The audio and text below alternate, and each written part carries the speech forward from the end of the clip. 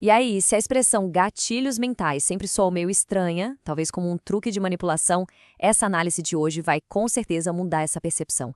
A gente vai mergulhar no trabalho do Gustavo Ferreira para entender como esses princípios são, na verdade, ferramentas de comunicação estratégica e, olha só, super humanas. Ok, vamos começar direto na polêmica, né? Essa é a grande questão que paira no ar. Muita gente olha para esse assunto com o pé atrás, achando que é só sobre passar a perna nos outros. Mas a verdade, como a gente vai ver, é bem mais profunda. E sim, muito mais ética do que parece à primeira vista. Então, o lance é o seguinte: essa ideia de que gatilhos são fórmulas mágicas, um tipo de feitiço, é um grande mito. Na realidade, e é isso que o autor mostra, são estratégias de negócio e ferramentas de comunicação éticas. Pensa assim: é a diferença entre tentar arrombar uma porta e simplesmente ter a chave certa para abrir.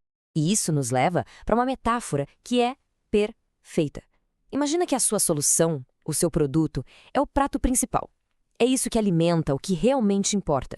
Os tais gatilhos mentais, eles são o tempero. Sabe, eles não fazem um prato ruim ficar bom, de jeito nenhum. Mas eles podem fazer um prato excelente se tornar, uau, inesquecível. Sem um bom prato principal, não há tempero que salve. Beleza, na nossa primeira sessão vamos entender como a confiança é construída na prática. E o segredo não está em promessas vazias, mas sim em ser específico e mostrar provas concretas. Pensa um pouco naquelas frases que a gente ouve toda hora. O melhor serviço, qualidade garantida. O que isso significa de verdade, na prática? Nada. O nosso cérebro simplesmente ignora, porque não tem nenhuma informação de verdade ali. É como fumaça, sabe? Some no ar sem deixar marca. Agora, olha que incrível a diferença que um detalhe faz. Compara limpeza garantida com limpou 2 metros quadrados por minuto. O segundo cria uma imagem na cabeça na hora. A mesma coisa com estudei muito versus li 47 páginas em 3 horas. Esses detalhes criam o que a gente pode chamar de conforto psicológico, porque só R$ 1 dá para medir e por isso a gente confia.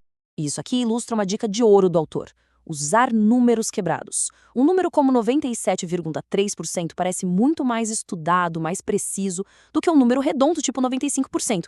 Ele passa uma sensação de autoridade na hora e, vamos combinar, desperta uma curiosidade. Ué, por que não 97? Por que não 98? Dá a impressão de que tem um estudo sério por trás, né? E, por falar em autoridade, ela não vem de um diploma na parede. É uma percepção que se constrói com o que o autor chama de lastro. Pensa nisso como uma base, um alicerce sólido, sabe? E essa base é feita de quê? De conteúdo que realmente ajuda e de resultados que transformam de verdade a vida das pessoas. É o exato oposto daquele pseudo-guru que ensina a ter sucesso sem nunca ter tido sucesso na vida. Seguindo em frente, agora a gente muda um pouco o foco. Saímos da lógica pura e dura e entramos no campo da emoção. Aqui, o que importa não é só o que se diz, mas principalmente como se faz a outra pessoa se sentir. Parece uma coisa tão simples, né? Mas esse pequeno detalhe, caro amigo, que o autor usa nos e-mails dele, é um exemplo perfeito de empatia em ação. Num mundo onde tudo é automático e impessoal, um cumprimento desses cria uma ponte, mostra que tem um ser humano ali do outro lado, e não um robô disparando mensagens. E aqui está o pulo do gato. Empatia não é uma técnica que se aprende e aplica, é uma intenção genuína. Se o ponto de partida é o desejo sincero de resolver o problema de alguém, pode ter certeza que a outra pessoa vai sentir isso, mesmo que de forma inconsciente.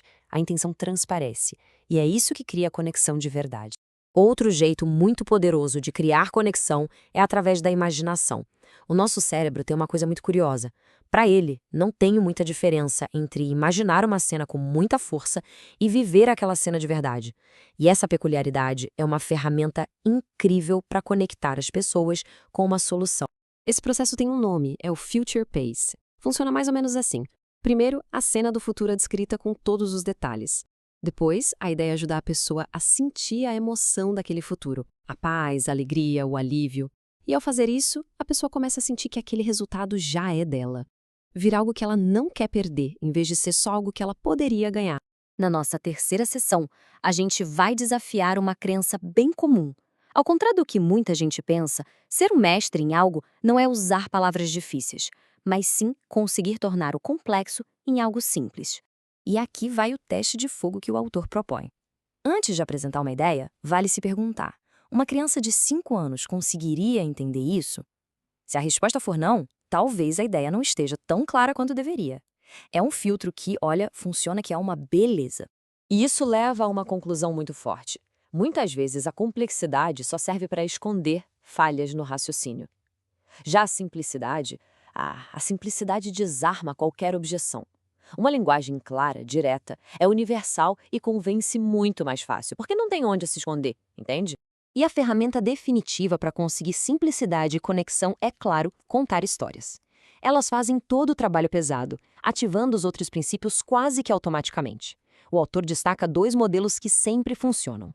A história da grande descoberta, tipo Newton e a maçã, e a do triunfo do vira-lata, que é a jornada daquele herói improvável com a qual todo mundo se identifica.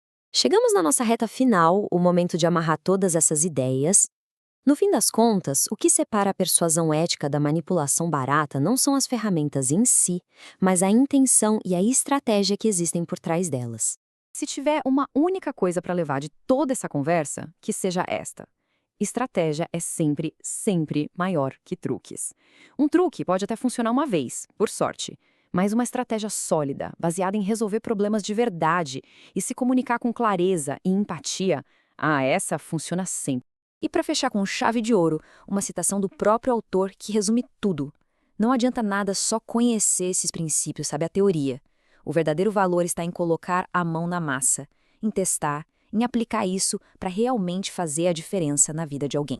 Então, a pergunta que fica no ar não é sobre o que foi aprendido, mas sobre o que vai ser feito a partir de agora.